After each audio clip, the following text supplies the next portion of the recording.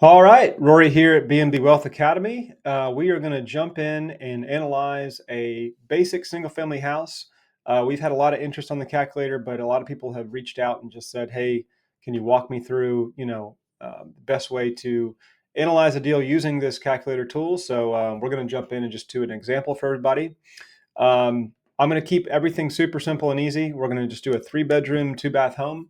We'll call this 32 Main Street, or a 123 Main Street, that is. Purchase price, I'll just throw in $300,000. Market value after improvements is, if you're going to spend, let's say, 50 grand, hopefully your after repair value on that home is going to be, higher than 350. So we'll just, for the sake of example, we'll just type in 375. This is going to affect your overall return numbers when you get on this other side. Improvements to be financed. So you could obviously take that 50 grand of fix up and roll it into the loan, or you may just pay out of pocket. In this example, let's just say we're going to use it. We're going to pay out of our pocket here. Closing cost, we'll just use $8,000. Obviously, this is all affected by your own type of loan and where you are in the country. So 3 bedrooms, 2 full baths. For this section on number of units, obviously, if you have a multifamily, you would put that in. You could either leave this blank, or you could just type in 1. That way it doesn't affect the numbers. For down payment, we'll just go with a standard 20% down. And you can see here it's automatically going to calculate the amount of your loan. And then for your interest rate, I'll just plug in 7.25. Let's hope that rate goes down over time. And then once you've gone in there, your loan term, this is in months, not years. But if it's 30 years, you're going to type in 360 months. If it was a 20-year, you'd put in 240, et cetera, right? So that's going to automatically calculate your principal and interest payment. And you can see it's already starting to calculate stuff over here. Just ignore that for right now. This all changes when you get into the revenue side. For property taxes, this is annually, so you can easily find this online for whatever property you're looking at. I'll just type in a bland $3,000. That's give or take usually what we're paying in the markets that we're in for just a basic single family. For insurance, this is monthly. If you haven't gotten a quote yet, you might want to just plug in something between, like, let's say 80 to 130 bucks a month. We usually average around 120. It's just a good rule of thumb just to kind of know what to plug in there. Obviously, if you're in a floodplain or floodplain area, you might want to get a quote for flood insurance. That's also going to vary by location, of course, on what those rates are going to be. So you might want to actually get a quote, or Google what average flood insurance costs in your area to plug in something there if you need it. For maintenance, the difference between maintenance and capital expenditures, or CapEx for short, maintenance is everything that's going to be, let's say, repairs that you make in a given year, right? Like, it's just constant. Toilet backs up. I got to repair the fridge. You got to clean out your gutters every year. That's just maintenance, right? Capital expenditures are the things that happen once every 5, 10, 15 years. So you're kind of putting a rainy day fund aside for all those CapEx costs. We like to break it down on a monthly basis, obviously, so we can look at net monthly cash flow. So for maintenance on a single family, let's say it's 25-year-old home, whether you renovate it or not, you probably want to figure at least $100 a month, just to be a ballpark average. That's $1,200 a year. Same for CapEx. I usually budget about $100 a month. That would give me $1,200 a year, which, over a 10-year time puts about 12 to 14 grand into the account, give or take, so that you would have enough to actually pay for a new roof or a new HVAC system or something else that only kind of crops up every 10 years, as an example. So those are just rough numbers, right? Now, if you have a new construction single family, or you just renovated everything, then the CapEx could definitely go down, and probably your maintenance costs would go down too, right? Because less things are going to break or need replaced, for that matter. For a condo, again, CapEx might be 25, 50 bucks a month, because all you really need to do is maybe your HVAC. There's no roof typically involved with a condo townhome if there's an HOA. So those will be variable. For HOA and POA fees, POA is the same as HOA, property owners versus homeowner association. For the sake of this example, we don't have an HOA fee. You would put that there if you did have one. For toiletries, linens, and consumables, this varies a lot, and a lot of it depends on how you host, right? So if you're going to have a bottle of wine for your guests when they show up, if you're going to offer snacks and stuff like that in a basket, if you're going to have other consumables that are going to drive up that cost, then obviously this can get pretty hefty, right? For our example, we usually average around $80 a month, and this is going to include changing the linens every 3 or 4 months if they get stained, or um, basic shampoo, soaps, and other toiletries. You want to buy these things in bulk, of course. Costco or other big bulk purchases that'll drive down that cost, but $70 to $90 a month is probably average. You might be able to get by at 50, but put something there. For cable internet, again, this is very location specific. I would say the average in most markets seems to be between $80 and $130 a month. In most of our markets, we're at like 120. For gas propane, this could be either a gas grill with a propane tank, and it can also be, either a larger gas tank that you have on the property for your heating and maybe your gas range, or it could just be, piped in from the city, right? So this is going to be very variable by the market, by the property. If you don't know what to put here, if you have gas on the property, it's probably going to be at least 30 to 50 bucks a month on an annual basis, right? So you're breaking this down into monthly. So I would probably just put 50 bucks if you're not sure. If you definitely have gas, if you don't have gas, there's going to be a zero. For electric, again, very property specific and location specific, because electricity costs more in different areas of the country. And of course, if it's up north and you have a heat pump versus gas heat, then obviously electricity is going to be affected. Or if it's in Florida, as an example, with the high cost of AC in the summertime. So I usually put in around 175 per property. Other things can drive this up too, like if you have an EV charger or a hot tub or other things that consume a lot of electricity. So it's really, going to be something you're going to have to ballpark based on the property. Water, sewer. Typically, even for a 3-bedroom home, you're probably not going to be less than $50 unless you're on a well.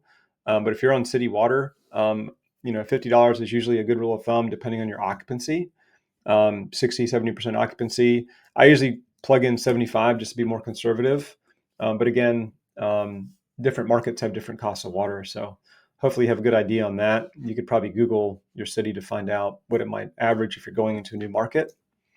For landscaping, obviously in a single family home, you will have landscaping costs typically, unless there's a POA or HOA fee that covers outside grounds maintenance.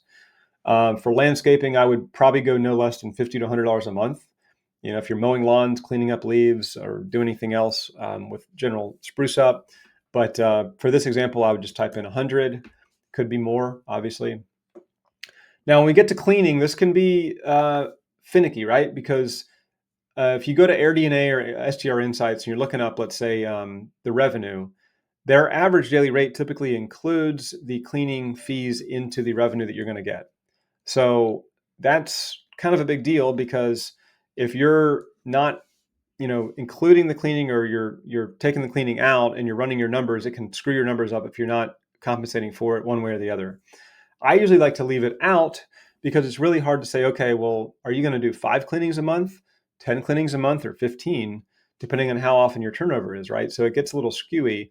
So when I run my revenue, I just don't factor in the cleaning income so that it cancels out the cleaning fees, right? Because if you're charging $150 for cleaning to your guest, and your cleaning actually costs around $150 a month, they cancel each other out. And that just makes it a lot easier to do the math cleanly, so it doesn't skew the numbers. But if you're getting quoted, let's say $200 to clean your house, but you're only able to charge your guests $150, then now you're negative 50 every single time you clean it. That becomes an expense that's not canceled out, right? So this one I'm going to leave blank for right now, but again, figure out how you're going to run those numbers one way or the other so you can try to get an accurate number plugged in.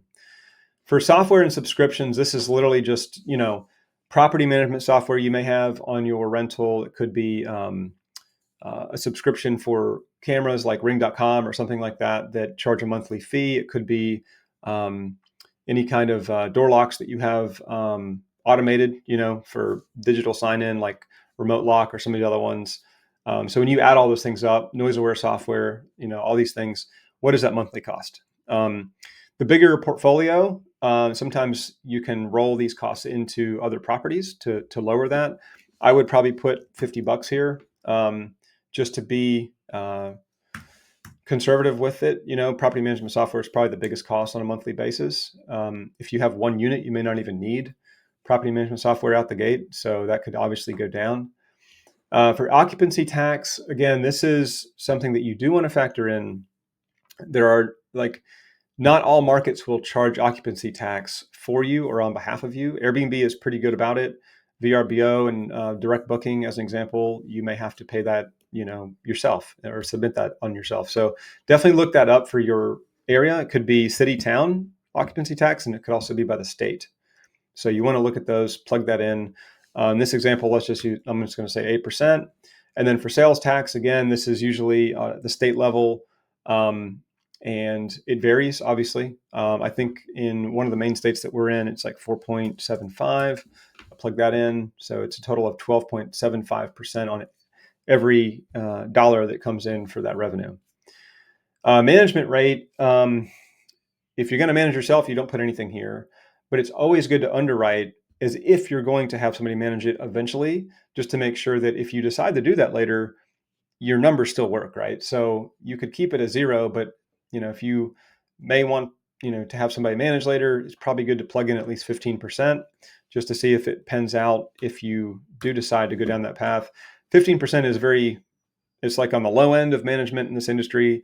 I've seen it go up to 25, 30% with some people, but 15 to 25 is, the average, I would say, in that mix. And then we have this whole section down here for additional expenses, right? Trail maintenance, it could be roads maintenance coming in and out of your house. Miscellaneous expenses could also be hot tub maintenance. It could be pool maintenance. It could be whatever, right? So if you want more, if you have a lot of line items, you can just keep adding more sections, and you can, come right here and just, type in hot tub. It just kind of helps to categorize things. So that's your total there. $28.57 a month is what your total expense is on this $300,000 house. For occupancy rate, as you find that, you plug that in. Let's say that in this example, it's 65%. Average daily rate, we'll just call 225.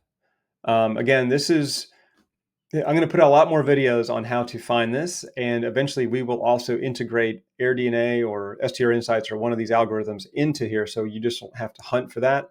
But for right now, finding that through historicals, through that data, and also going into future occupancy and revenue nightly rate with Airbnb, VRBO, et cetera, will give you a good idea of where you want to be, and it can really skew your numbers. So as you can see right now, we're at a 9.29% cash on cash return with this property. If you change this to 55 a night at, let's say, 68% occupancy, not a huge shift. Now you're at 16% cash on cash. So you'd be amazed, like just that extra $30, $40 a month with a few extra nights booked, and it makes a dramatic difference on your return.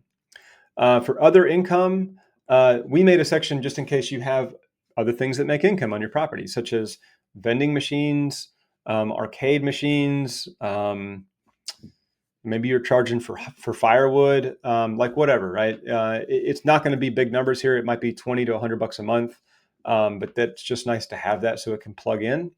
And then for additional long-term monthly rent, this is if you had, 2 or 3 units and you're just renting out maybe one unit as a short-term rental, and maybe on a duplex, let's say you've got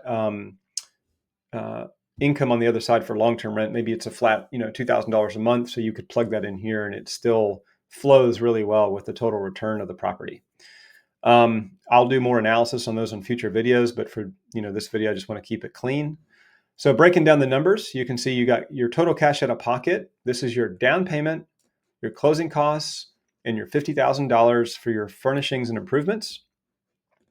Total monthly gross rev is $5,259. And then your gross rev annually is $63,117. Your debt service this is basically 12 months of your P&I payments, principal and interest. Annual operating expenses, this is basically all of your operating expenses outside of your debt service, and your monthly profit, when all said and done, you'd be making, based on these revenue numbers that I plugged in, you'd be making $1,613 a month. And annually, that would equate to $19,363. Your NOI, for those of you who are new to that, is basically your operating income as if there was no debt on the property. And your debt service coverage ratio is a formula that lenders always look for, just to make sure that you can service the debt by how much revenue is coming in. So at 1.99, that's very strong. The minimum typically for lenders is 1.2 or 1.25 to qualify a deal. And that basically just says that for every dollar, you have, a 1.2 DSCR would mean that you have, let's say, an extra 20 cents for every dollar in revenue to cover the debt. That's a very simple way to think about it. In this case, we would have 99 cents more for every dollar to cover the debt. So you can almost cover the debt 2 times over with how much revenue this property would create. So that's really strong. And then of course, cash on cash return is pretty self-explanatory. That is your actual return for your total money, cash out of pocket, right? So it's going to change in year 2 and 3, right? Because now the property stabilized, and you're not going to have the same amount of money necessarily that you're shelling out year after year with your debt payments, because right, you've already closed, you've already put the 50 grand into the property. But and you can see here, we just kind of make some comments. This looks like an okay deal. 16% is pretty good, right? Like this is assuming you're managing it with 15% management fee. But if you've got management in there and it's still returning, it's in the green on cash and double digits on a return, I think that's pretty good. Obviously, you can get properties that are way higher than this, especially if you manage yourself. But for this example, I really hope this helped. So please let me know if there's anything that we can improve on this calculator. We love feedback. Do check out the other videos. I'm going to be putting out a lot more of these where we analyze multifamily deals. I'll analyze condos and townhomes. We'll try to get into more nitty gritty about running numbers and how to spot deals and everything else through here. So that's it. BNB Wealth Academy. Check us out online. A lot more resources for you guys, and I'll see you on the next one. Thanks.